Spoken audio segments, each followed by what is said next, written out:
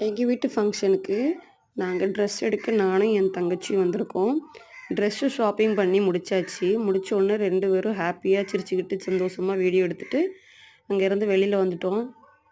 இருக்கிறதுலே எங்களுடைய பேய்க்குளத்தில் பெரிய பேக்கரி இந்த ஜம்போ பேக்கரி தான்.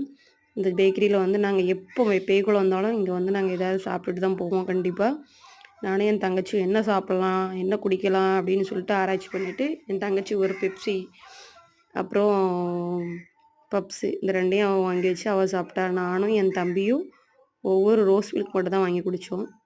என் தங்கச்சி ரொம்ப கலாய்ப்பாங்க. பாருங்கள் சாப்பிட்றதையும் பாருங்களேன், சாப்பிடும்போதே கலாய்ச்சிட்டே சாப்பிட்ட மாதிரி சாப்பிடுவாள்.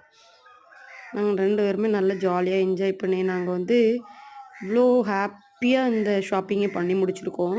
பேக்கரி எதுக்கு வந்தோம் அப்படின்னா, கேக் வாங்கிறதுக்கு வந்தோம்.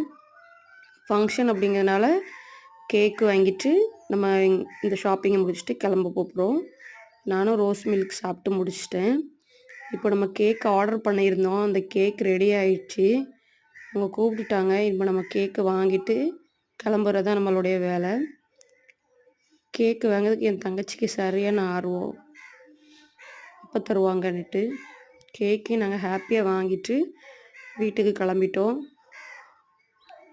அப்பவும் அவளுக்கு போகிறதுக்கு மனசு இல்லாமல் ஒரு லிச்சி ஜூஸ் வாங்கித்தா, அதை வாங்கித்தா, இதை வாங்கித்தான்ட்டு சத்தம் போட்டு நான் விரட்டி விட்டேன்னு வாங்கி குடிச்சிட்டு ஓடுதா வேகமாக. பைக்கில் போய் உட்காந்தும் மாதியும் லிச்சி குடிச்சிக்கிட்டே தான் இருப்பாள். இங்கேருந்து நாங்கள் ஷாப்பிங் முடிச்சுட்டு கிளம்பிட்டோம். எங்கள் கிளம்புற இடத்துல நேரில் ஆப்போசிட்டில் காமராஜர் தாத்தாவை பார்த்துட்டோம். உங்களுக்கு தெரிஞ்சிருக்கும் இந்த